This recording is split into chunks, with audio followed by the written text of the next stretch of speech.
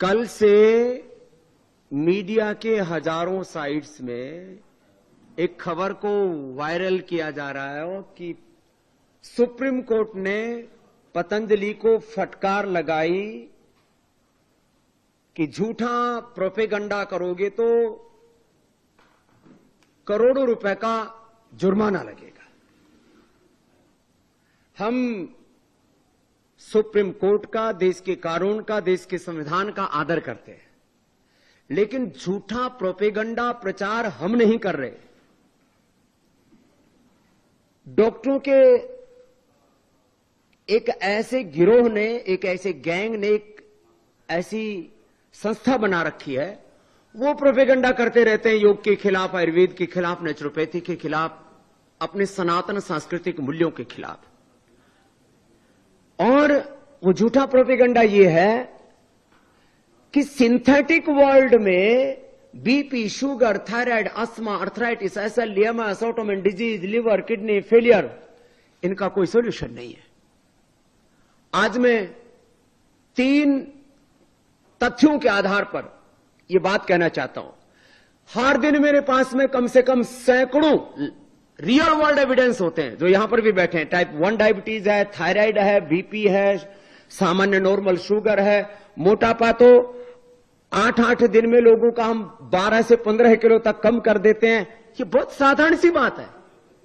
Synthetic world में किसी चीज का यदि क्योर नहीं है तो ये कहना कि योग में, आयुर्वेद में, नेचुरोपैथी में जो हम integrated and evidence based treatment system से बीमारियों को कंट्रोल यानी क्योर करते हैं, ये झूठ नहीं है, ये सच है। यदि हम झूठे हैं तो हमारे ऊपर सैकड़ों नहीं, हजारों करोड़ का जुर्माना लगाएं और हमें डेथ पेनल्टी भी दें तो हमें स्वीकार है। लेकिन यदि हम झूठ नहीं बोल रहे हैं तो जो झूठे प्रोपेगंडा कर रहे हैं उनके ऊपर दंड लगाओ, उनके ऊपर जुर्माना लगाओ। मैं इस बात को क्यों कह रहा हूं? क्योंकि ये पिछले 5 वर्षों से बहुत खतरनाक प्रोपेगंडा चल रहा है, स्वामी रामदेव को, पतंजलि को टारगेट करके।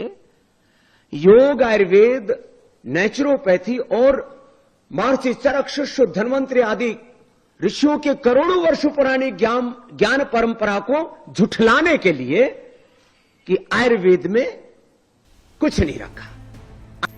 योग गुरु बाबा रामदेव की ओर से यह बयान तब सामने आया है जब सुप्रीम कोर्ट ने इंडियन मेडिकल एसोसिएशन की एक याचिका पर सुनवाई करते हुए बाबा रामदेव के पतंजलि आयुर्वेद को कड़ी फटकार लगाई है।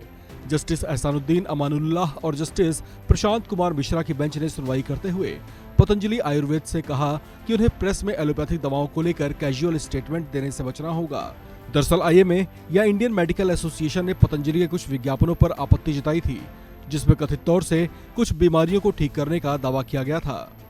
इस पर सुप्रीम कोर्ट ने पतंजलि आयुर्वेद को कड़े लहजे में चेतावनी देते हुए कहा कि अगर इस तरह के गलत या भ्रामक विज्ञापन किए गए तो उन पर 1 करोड़ रुपए का जुर्माना लगाया जा सकता है। इस खबर में फिलहाल इतना ही। बाकी अपडेट्स के लिए आप बने रहिए वन इंडिया हिंदी के साथ।